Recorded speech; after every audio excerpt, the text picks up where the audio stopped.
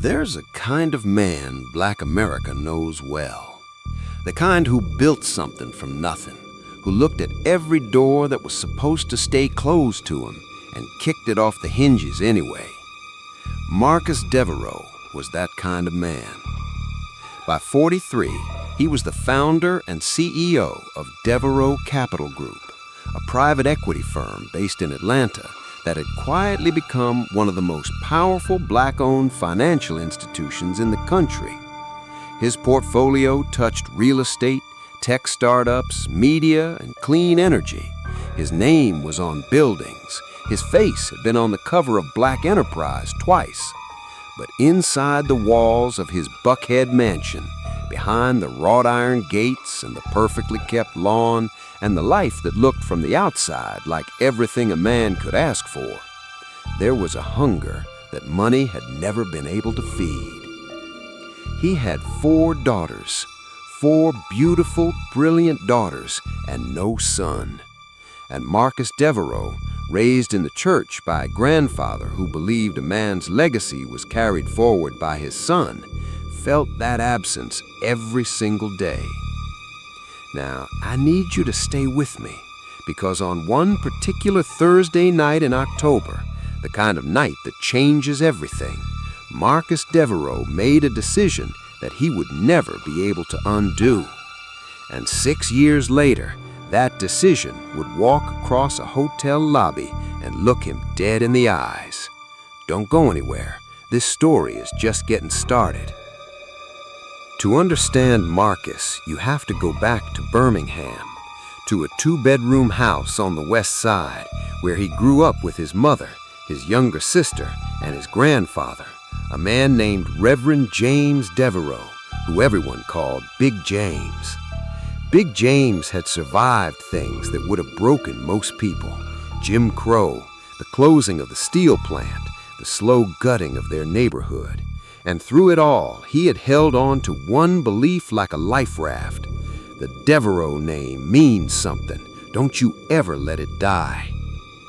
Marcus had taken that seriously, maybe too seriously. He'd gotten out of Birmingham on a full academic scholarship to Morehouse, then Wharton for his MBA, then 10 years grinding in corporate finance before he broke off and built his own thing. He had done everything Big James told him to do, and then some. He'd married Keisha in his early 30s. She was from Atlanta, gorgeous, sharp, a corporate attorney with her own ambitions. Their first daughter arrived the year after the wedding, then a second, a third. By the fourth, the pressure Marcus had been quietly putting on the situation became something Keisha could no longer pretend wasn't there.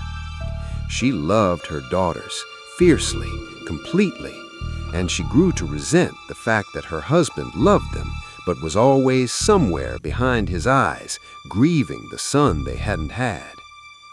By the time their youngest daughter was 3, Marcus and Keisha were living parallel lives under the same roof.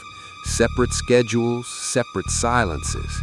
They were co-parents who happened to share a last name. The marriage was over in everything but paperwork. Marcus buried himself in work. Devereux Capital was expanding, new offices in Houston and D.C., a partnership with a tech accelerator in Oakland. He was in meetings from 6 in the morning until 10 at night. He flew somewhere different every week.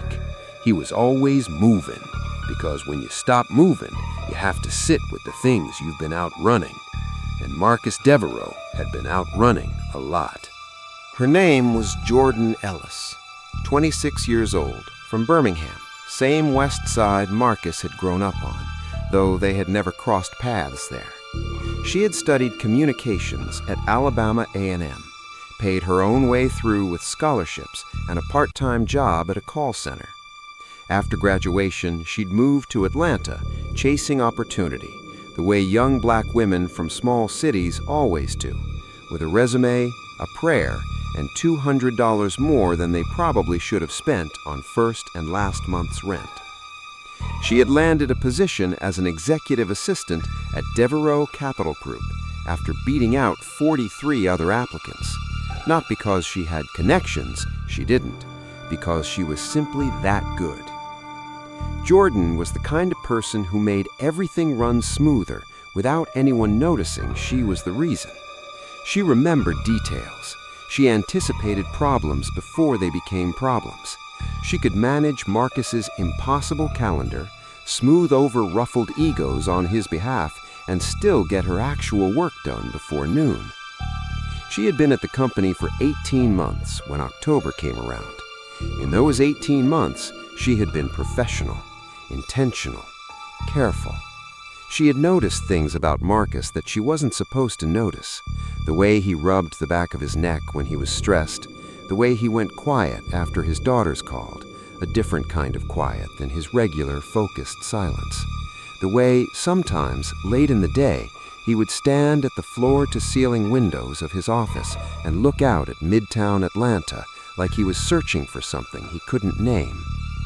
She had noticed, and she had filed it under none of your business and moved on. Until October. The deal Marcus had been chasing for 7 months, a major acquisition that would have been the biggest in the firm's history, fell apart in a single phone call. The other party walked, just like that. Marcus had been alone in the office. Jordan had stayed late to prepare documents for the morning. 2 people, 1 quiet building, 1 devastating loss, and a bottle of Hennessy that Marcus had been saving for the celebration. There was no celebration.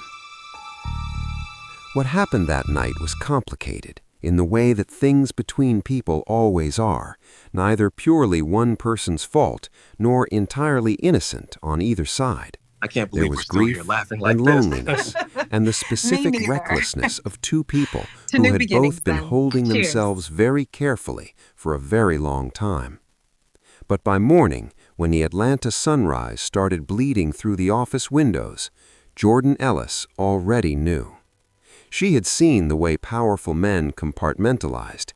She'd watched Marcus Devereux do it in board meetings, close a door in his mind and move forward like it was never open. She was not going to wait around to see that door close on her. She went home that morning. She wrote her resignation letter. She didn't give a reason. She left her keycard on her desk, her nameplate still on the door, and a handover document so thorough that her replacement wouldn't need to ask a single question. She was gone before Marcus arrived at the office. He read the resignation letter twice. Then he poured himself a cup of coffee, stared at it for a long time, and went on with his day. Because that is what men like Marcus Devereux did. They went on. 6 weeks later, Jordan Ellis sat on the edge of her bathtub in her apartment in Decatur, Alabama, holding a pregnancy test, and stopped breathing for about 30 seconds. Then she breathed again. She sat there for a long time. She knew before she even started thinking it through what the calculation would look like. She had watched Marcus Devereux operate for 18 months. She knew what kind of machine he was. She knew his lawyers because she booked their meetings. She knew his fixer, a quiet man named Gerald, who handled things that needed to stay quiet. She could imagine with terrible clarity exactly how this would be managed. And she knew something else, something that made the calculation more complicated, not less. She knew about the sun. Not because Marcus had ever said it directly, but because she was the person who knew everything about him, and she had pieced it together. The fertility specialist appointments disguised in his calendar as medical consultations. The way he talked about his daughters with pride, but never with completeness. The comments his old college friends made at the firm's anniversary gala, half joking, "Marcus, when you gonna have a son, man?" And the way Marcus laughed it off, but didn't quite laugh it off. If this baby was a boy, and Jordan had a feeling, the kind of feeling women don't always know how to explain, but rarely get wrong, she would spend the rest of her life in a custody arrangement with a billionaire. She would be managed, provided for probably, but managed. Her child would grow up in a world shaped entirely by Marcus Devereux's money and Marcus Devereux's priorities and Marcus Devereux's legacy. She wasn't willing to do that. So Jordan Ellis made the hardest decision of her life. She packed up her Decatur apartment.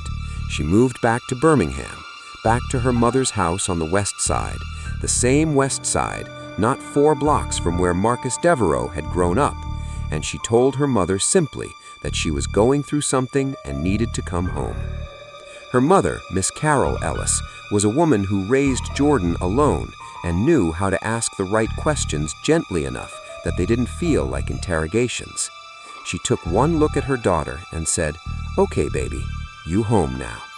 And that was enough for the moment. 8 months later, on a Thursday in June at UAB Hospital in Birmingham, Jordan gave birth to a boy. She named him Carter James Ellis.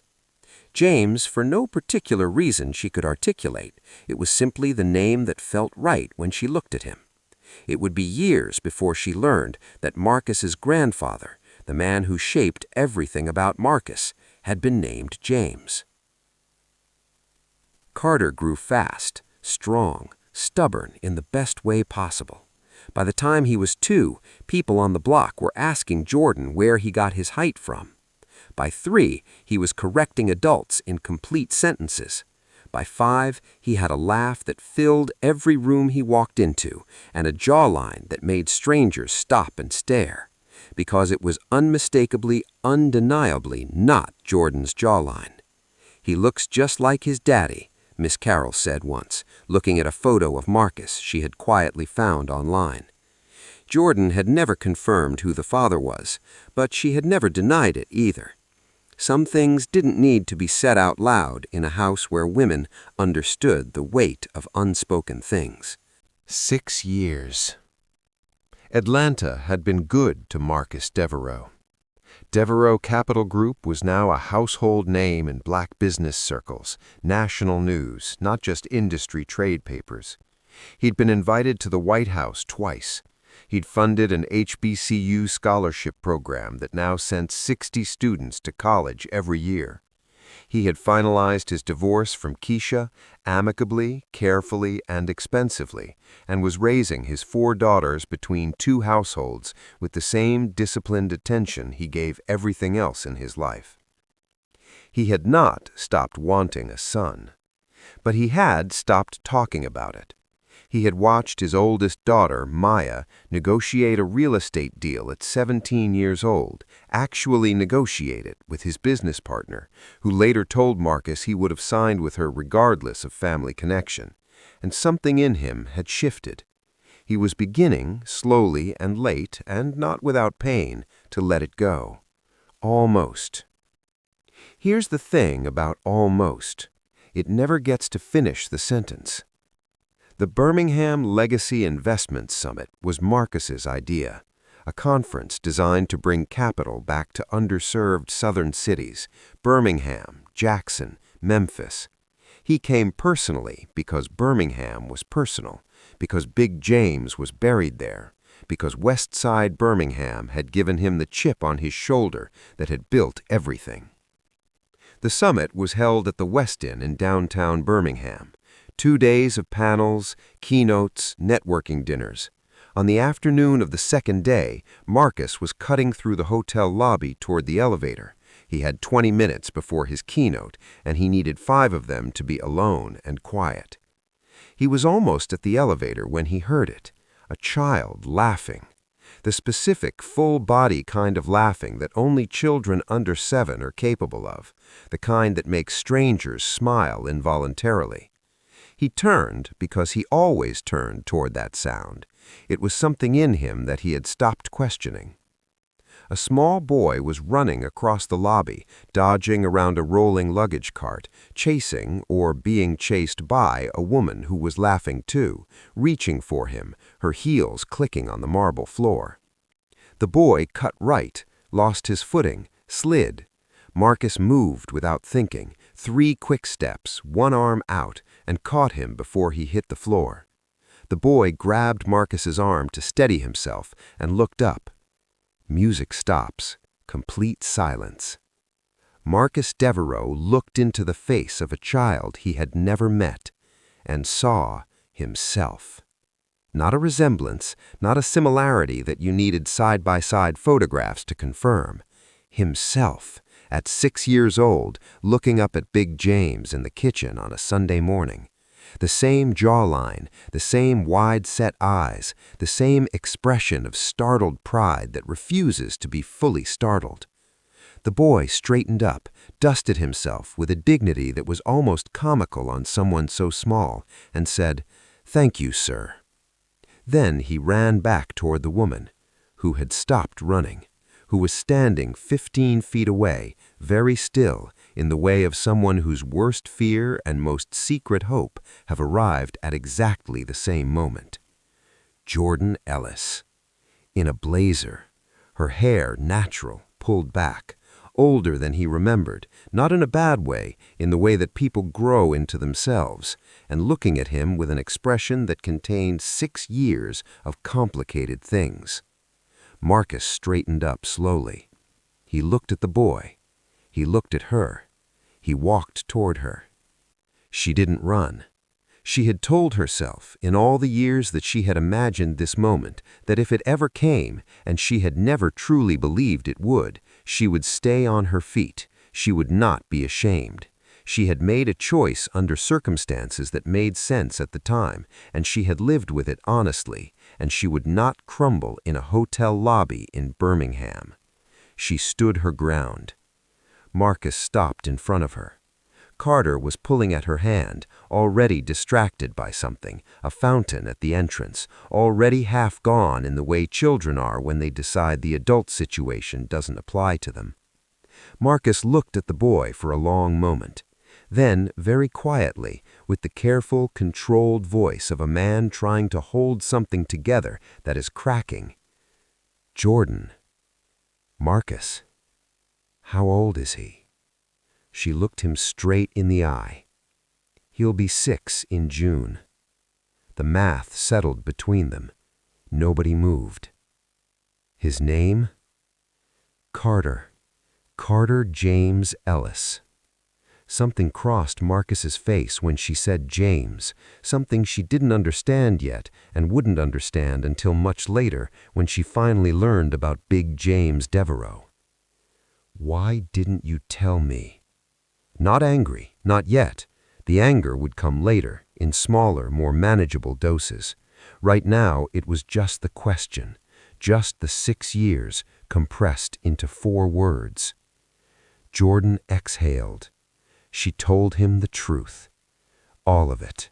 The calculations she had run in that Decatur bathroom, the lawyers she had imagined, Gerald, the fixer, the fear of being managed, provided for, and slowly erased, the fear that Carter would grow up as a legacy project instead of a child. She told him she was 26 years old and more afraid than she had ever been in her life, and that she made the decision she could live with, even if it was the wrong one. He listened. He was quiet for a long time after. Long enough that a couple walked past them, and a hotel staffer offered them water, and Jordan started to wonder if she should say something else. Then Marcus crouched, right there in the lobby of the Birmingham Westin, in his keynote suit. This man who was about to address 200 investors, he got down on one knee and looked at his son. Carter had drifted back, curiosity winning over the fountain. He stood in front of this tall stranger and regarded him with the frank, fearless assessment of a child who has been raised to be neither impressed nor intimidated by the wrong things. "What's your name?" Carter asked. "My name is Carter Marcus Devereux," he said, very formally, like an introduction he had clearly practiced. "Do you know my mama?" Marcus's jaw tightened. His eyes, those eyes that Carter had inherited without anyone's permission, went bright in a way that he clearly did not want an audience for. "Yeah, I know your mama." "Are you my daddy?" Long pause. Music swells, aching and full and human. In his 43 years on Earth, Marcus Devereux had closed billion-dollar deals. He had eulogized his grandfather without breaking. He had held it together through a divorce, through setbacks, through the specific 1,000 cuts of being a black man building something in America. He had not stopped wanting a son. He had stopped talking about it. He had watched his oldest daughter, Maya, negotiate a real estate deal at 17 years old, actually negotiate it with his business partner, who later told Marcus he would have signed with her regardless of family connection, and something in him had shifted. He was beginning, slowly and late and not without pain, to let it go. Almost. Here's the thing about almost. It never gets to finish the sentence. The Birmingham Legacy Investment Summit was Marcus's idea, a conference designed to bring capital back to underserved southern cities, Birmingham, Jackson, Memphis. He came personally because Birmingham was personal, because Big James was buried there, because West Side Birmingham had given him the chip on his shoulder that had built everything. The summit was held at the Westin in downtown Birmingham. 2 days of panels, keynotes, networking dinners. On the afternoon of the second day, Marcus was cutting through the hotel lobby toward the elevator. He had 20 minutes before his keynote, and he needed 5 of them to be alone and quiet. He was almost at the elevator when he heard it, a child laughing. The specific full-body kind of laughing that only children under 7 are capable of, the kind that makes strangers smile involuntarily. He turned because he always turned toward that sound. It was something in him that he had stopped questioning. A small boy was running across the lobby, dodging around a rolling luggage cart, chasing or being chased by a woman who was laughing too, reaching for him, her heels clicking on the marble floor. The boy cut right, lost his footing, slid. Marcus moved without thinking, 3 quick steps, one arm out, and caught him before he hit the floor. The boy grabbed Marcus's arm to steady himself and looked up. Music stops. Complete silence. Marcus Devereux looked into the face of a child he had never met and saw himself. Not a resemblance, not a similarity that you needed side-by-side photographs to confirm. Himself, at 6 years old, looking up at Big James in the kitchen on a Sunday morning. The same jawline, the same wide-set eyes, the same expression of startled pride that refuses to be fully startled. The boy straightened up, dusted himself with a dignity that was almost comic. If you are yet to subscribe, don't forget to click the subscribe button and tell us where you are watching from. Please share the story, too. Nothing that followed was easy. There were lawyers, real ones this time, not the ones Jordan had imagined. There were mediation sessions and custody agreements, and one very long, very honest conversation between Marcus and Jordan in a Birmingham diner that lasted 4 hours and covered things neither of them had said to anyone in years. Marcus was angry. He had a right to be. They talked about that. Jordan stood by her decision. She had a right to that too. They talked about that as well. And then, because they were both fundamentally grown people who had a 6-year-old boy watching everything they did, they figured it out. Carter started spending time in Atlanta. He met his 4 sisters, Amara, 16, Chloe, 14, Destiny, 11, and little Zoe, who was 7, and immediately decided Carter was her personal property. The first family dinner was awkward in every conceivable way. The second one was better. By the 5th, Carter was stealing food off his sisters' plates, and they were threatening to tell Dad on him, and Marcus was sitting at the head of his table watching all 5 of his children argue over macaroni and cheese and looking exactly like a man who has finally exhaled after holding his breath for years. His oldest, Maya, pulled him aside after dinner and said, "Dad, he argues exactly like you. It's actually terrifying." Marcus said, "Good." And he meant it in all the ways a father can mean a thing like that. As for Jordan, that part of the story is still being written, the way the best parts of stories always are. What I can tell you is that Marcus Devereux started showing up in Birmingham more often than a quarterly summit could account for, and that Jordan Ellis, cautious and clear-eyed and unwilling to be managed by anyone, started leaving the door open just a little. Sometimes that's where love begins, not in the grand gesture, but in the door left slightly open. You know what's powerful about a story like this? It's not just about a billionaire finding his son. It's about a woman who chose her child over comfort, a man who had to reckon with the years he missed, and a little boy named Carter James who walked into a hotel lobby and, without knowing it, made his father whole. If this story hit different for you, if it made you feel something, share it. Send it to somebody who needs to hear it today. And if you're new here, subscribe, because every week we bring you stories that stay with you long after the video ends. Until next time, thank you for watching. Thank you for watching and subscribing to SOC Chronicles.